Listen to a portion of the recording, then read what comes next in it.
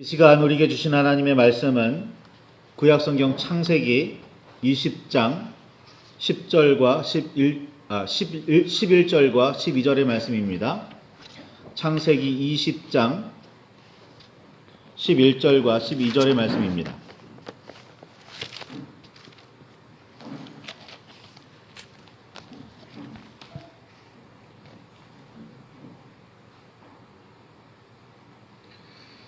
찾으셨으면 우리 함께 말씀을 봉독하시겠습니다. 아브라함이 이르되 이곳에서는 하나님을 두려워함이 없으니 내 아내로 말미암아 사람들이 나를 죽일까 생각하였으며 또 그는 정말로 나의 이복 누이로서 내 아내가 되었음이니라. 아멘. 주님 우리의 마음을 여시어 말씀을 깨닫게 하옵소서. 아멘. 주님의 사랑과 그 크신 은혜가 저와 여러분 안에 가득하기를 소망합니다.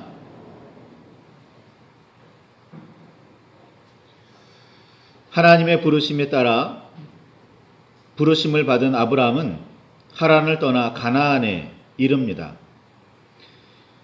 하란을 떠난 지 얼마 되지 않은 시점이지요. 하나님께서도 세겜 땅 모래 상수리 나무에 이르러서는 그 땅을 아브라함의 자손에게 주시겠다고 언약하십니다. 창세기 12장에 1절에 떠났다면 7절에 모두가 이루어집니다. 그러나 아브라함은 그 땅에 머무르지를 않습니다. 베델 동쪽 산으로 옮겨 장막을 치더니 점점 남방으로 옮겨갔습니다. 그 땅에 심한 기근이 들자 급기야 이집트에 거류하려고 내려가기까지 합니다. 거류란 길건 짧건 머물러 산다는 뜻입니다. 기근만 지나면 하나님께서 언약하신 땅으로 돌아가겠다는 생각도 있었을 수 있지만 이집트 땅이 살만하다면 영원히 머물겠다는 뜻도 포함된 말이 거류입니다.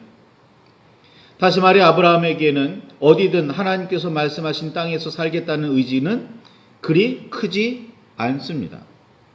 아무리 하나님께서 언약으로 주신 땅이 분명하게 있더라도 살만한 땅, 소위 풍요로운 땅을 찾아 떠도는 사람이 아브람입니다.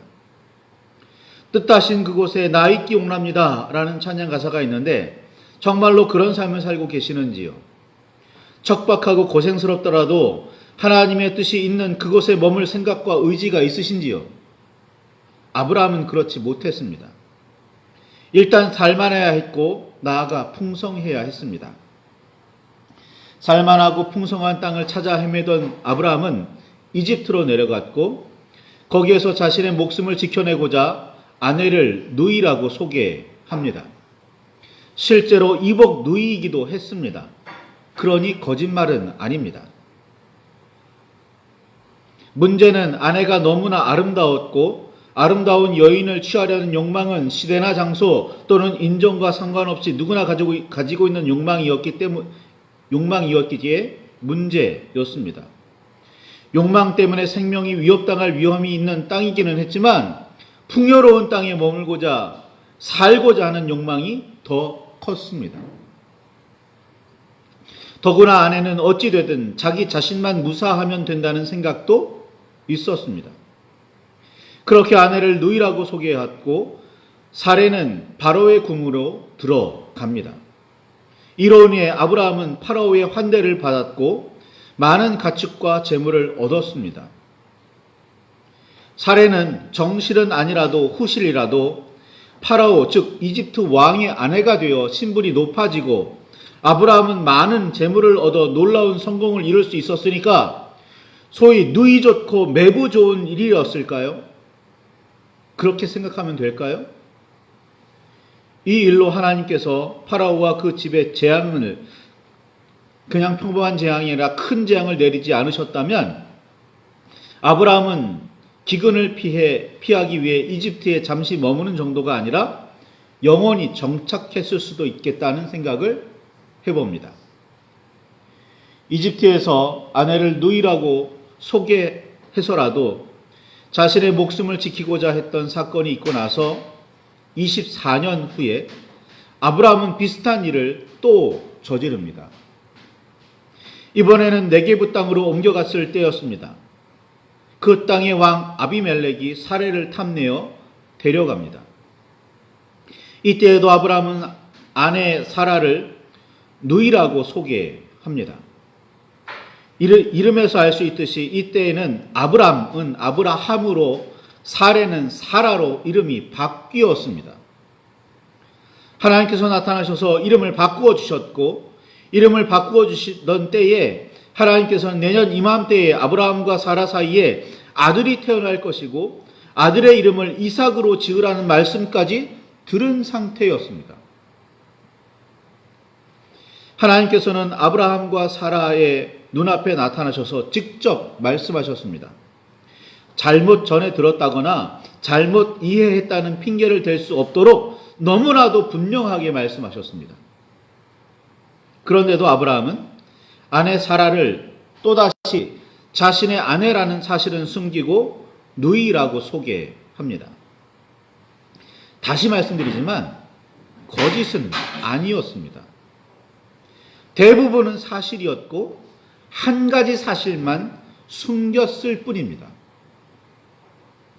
아비멜렉이 모든 사실을 알고 아브라함을 추궁하자 그는 창세기 20장 13절에 있는 것처럼 하나님이 나를 내 아버지 집을 떠나 두루 다니게 하실 때에 내가 아내에게 말하기를 이후로는 우리가 가는 곳마다 그대는 나를 그대의 오라비라 하라. 이것이 그대가 내게 베풀 은혜라 말했었다고 변명합니다. 아내 사라를 누이라고 소개하는 일은 늘 해오던 일이었고 실제로 어머니는 다르기는 해도 아버지는 같은 누이임도 틀림없는 사실이라고 말입니다. 이 말은 대부분만 사실입니다. 아내 사라를 누이라고 소개하는 일은 절대로 늘 해오던 일이 아니었습니다. 하나님의 뜻에 따라 하란에서 떠날 때 아내에게 이제부터는 다른 사람에게 누이라고 소개하겠다고 말하지 않았습니다. 이집트에 가까이 이르러서야 그렇게 말했습니다. 하나 말하지 않은 아내라는 사실이 정말 중요한 사실이었지만 아브라함은 그 사실을 또다시 숨겼습니다. 사기는 대부분의 사실과 한두 가지의 거짓으로 이루어집니다. 정말 중요한 한두 가지의 거짓입니다. 꼭 알아야 할 사실을 숨기는 일도 마찬가지일 겁니다. 우리가 매우 불편하게 생각하는 근친호는 16세기 이후에야 문제시되기 시작했고 그나마 정치적인 이유였으며 유전적으로 커다란 문제가 있다고 밝혀진 지는 생각보다 그리 오래되지 않았습니다. 고대에는 어느 문화권에서나 흔한 일이었고 때로는 이런저런 이유로 권장되기도 했습니다. 오늘날 우리의 상식으로는 받아들이기 힘든 부분이긴 하지만 이 이야기에서 성경은 다른 부분을 문제 삼습니다. 분명하게 말하면 아브라함은 거짓말을 하지는 않았습니다. 단지 사실을 하나 숨겼을 뿐입니다. 자기 자신의 생명을 지키고자 말입니다. 아니, 자기 자신의 생명만이라고 강조해야 합니다. 아니면 누이는 왕의 아내로 신분이 높아지고 오라버니인 자신은 부와 명예를 얻게 되었으니 서로 좋은 윈윈이라고 생각했을까요? 첫 번째는 많이 양보해서 단순한 실수라고 생각할 수도 있겠지만 두 번째는 다릅니다. 첫 실수에서 교훈을 얻었다면 다시는 실수를 반복해서는 안 됩니다. 이것이 회개의 의미입니다. 회개했다면 다시는 같은 죄를 짓지 말아야 합니다. 아니, 모든 죄에 대해 더욱 민감해져서 어떤 실수도 하지 않으려고 깨어 있어야 합니다. 세상에 완벽한 사람은 없기에 또다시 실수할 수도 있겠지만 그 즉시 돌이킬 줄 알아야 합니다. 그래야 회개한 사람입니다. 두 번째는 실수라고 볼 수 없습니다. 결과를 너무나 잘 알면서도 저지르는 계획적 범죄입니다. 게다가 아브라함과 사라는 이미 하나님의 말씀에 따라 이름이 바뀌어 있었습니다. 모든 나라와 민족의 아버지, 어머니가 되리라는 하나님의 언약이 깃든 이름입니다. 그런 이름은 다른 누구도 아니고 하나님께서 직접 받았으면서도 이전과 같은 삶을 산다면 문제도 그런 문제가 없습니다. 내년 이맘때 둘 사이에서 아들이 태어나리라는 분명한 말씀이 있었습니다. 그런데도 아브라함은 그런 방법으로, 이전과 똑같은 방법으로 살 길을 찾아 처세합니다. 하란을 떠난 후 24년간 아브라함은 수차례 하나님의 역사를 눈으로 보았습니다. 그 힘과 능력을 몸으로 경험했습니다. 막강한 힘을 가진 파라오와 그 어느 땅보다 이집트를 풍요롭게 했던 그들의 신들도 여호와 하나님 앞에서는 조금도 힘을 쓰지 못했었습니다. 하나님께서 지키시는 아브라함을 어쩌지는 못했습니다. 그 모든 일을 아브라함은 다 겪었고 이런 사건들을 통해 하나님을 몸으로 경험했습니다. 그 어떤 사람보다도 더 분명하게 하나님을 알고 있었습니다. 그럼에도 아브라함은 하나님을 전혀 모르는 사람처럼 행동합니다. 시간이 많이 흐른 뒤라고는 하지만 아브라함은 24년 전에 저질렀던 그 일을 또다시 저지릅니다. 이번은 더는 실수라고 변명할 수 없습니다. 진짜 문제는 또다시 아내를 누이라고 소개한 시점입니다.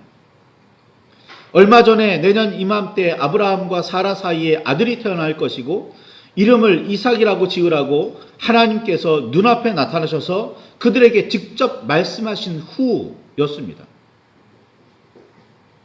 성경은 이 이야기 후에 소돔과 고모라의 멸망과 롯에게 일어난 일들을 소개하느라 분주하지만 아브라함이 직접 겪은 일은 아니니 아브라함의 마음이 복잡할 리는 없습니다.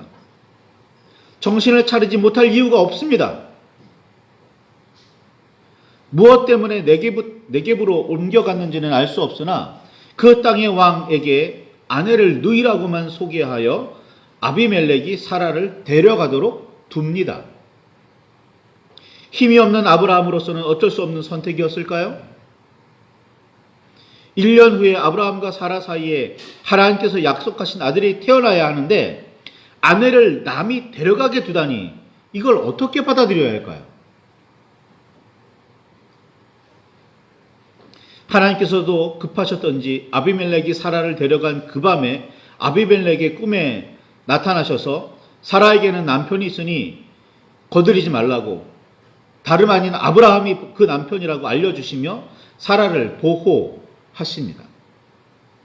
남편인 아브라함이 해야 했지만 하지 않은 일을 하나님께서 직접 나타나셔서 하십니다. 아브라함의 후손 이삭의 정통성을 하나님께서 직접 지켜내십니다. 왜 여기서 정통성 문제가 나오느냐고요? 생각해 보시기 바랍니다.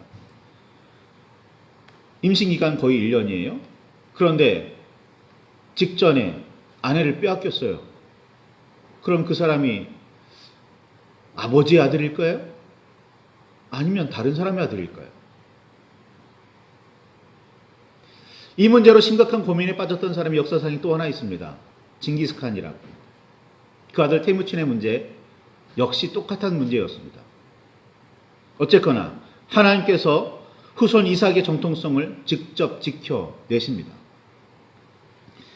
아비멜렉이 아침 일찍 일어나 신하들에게 꿈 이야기를 들려준 후에 아브라함을 불러서 내가 무슨 뜻으로 이렇게 하였느냐라고 추궁합니다. 따져 묻습니다.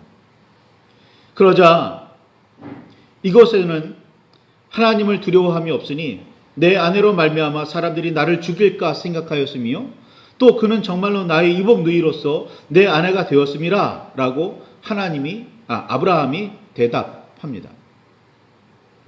누이라는 말은 전혀 거짓말이 아니고 단지 이곳 네게브 사람들은 하나님을 두려워하지 않으니 하나님의 말씀에 귀를 기울이지도 않을 테고 하나님의 뜻에 따라 사는 사람을 소중히 여기지도 않을 거고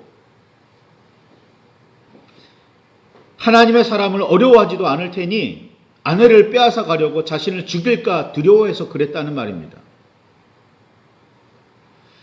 핑계는 네게브 사람들이 하나님을 두려워하지 않았다는 말이지만 그 내면을 파헤쳐 진실을 보면 진실은 아브라함이 하나님께서 아비멜렉이 다스리는 네게브 땅에서도 역사하시는지를 확신하지 못하고 있었다는 말입니다.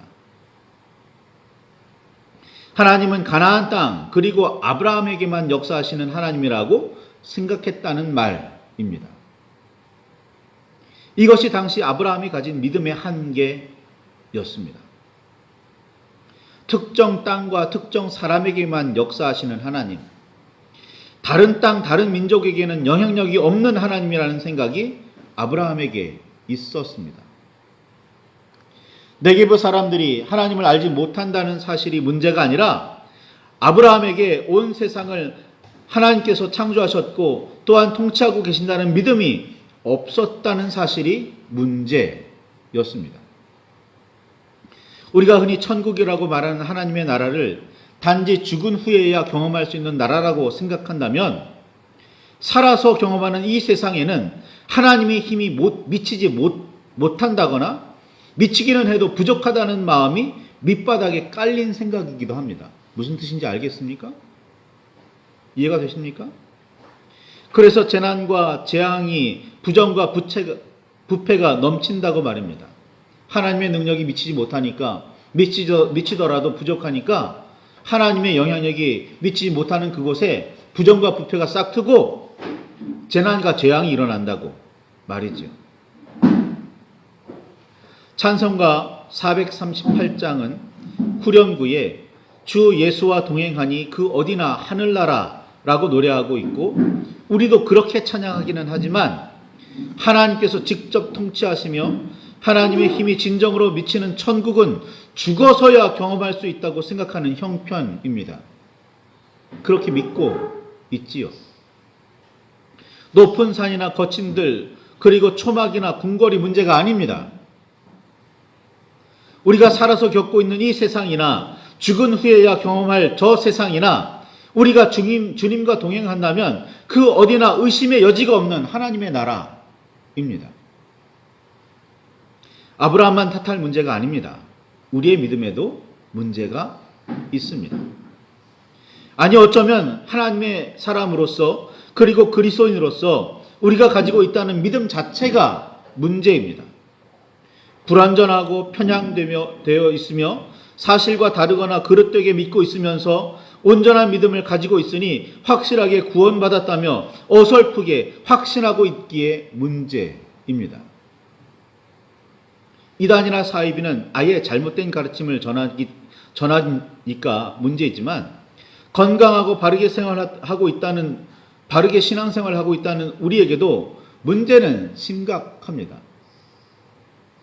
그냥 자기가 믿고 싶은 대로 자기가 아는 대로 믿고 있으니까요.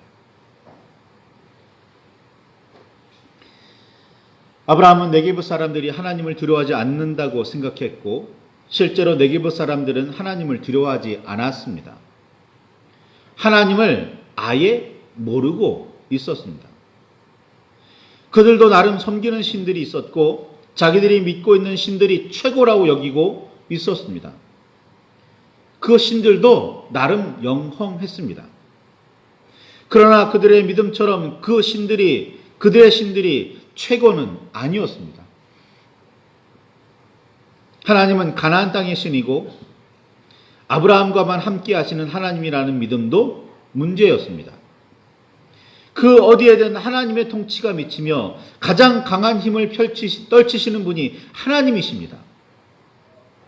유일신 사상은 신은 단 한 분이라는 믿음이기도 하지만 또한 여러 신과 영적인 존재들이 있다고 하더라도 그 중에 오직 한 분만 섬기겠다는 믿음이기도 합니다. 그 한 분이 온 세상을 통치하시며 온 세상은 단 한 분께 복종해야 한다고 믿는 믿음이 유일신 서상입니다. 그 단 한 분이 바로 여호와 하나님이십니다. 나아가 그리스도 예수의 모습으로 우리를 찾아오셨고 성령의 모습으로 우리와 함께 하십니다. 아브라함에게는 그런 믿음이 없었습니다. 그럼 우리에게는 그런 믿음이 있는 걸까요? 교회를 떠나면 하나님의 영향력은 미치지 못합니까? 우리나라를 벗어나면 하나님의 영향력은 미치지 못합니까? 지구를 떠나면 하나님의 영향력은 없습니까? 우주 밖이 존재한다면 그 밖에는 하나님은 계시지 않으십니까?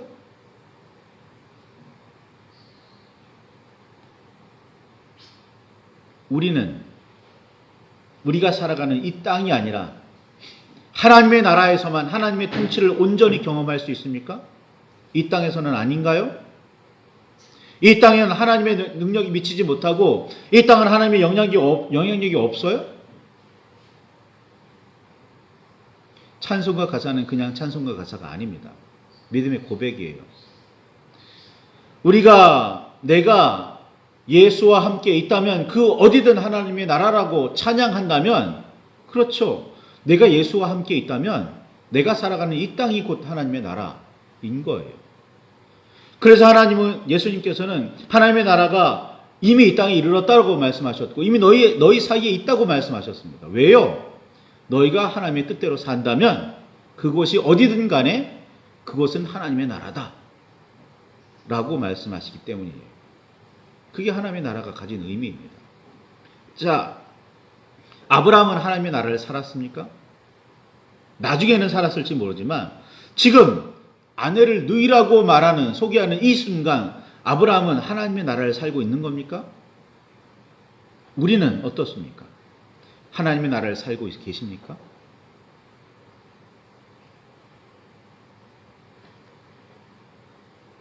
하나님의 영향력은 특정한 곳에서만 미칩니까? 하나님의 나라는 죽어서만 경험할 수 있습니까? 여기는 아닙니까? 말씀을 붙들고 깊이 묵상하시며 기도하시길 바랍니다. 주님을 따르고 섬기시기 바랍니다.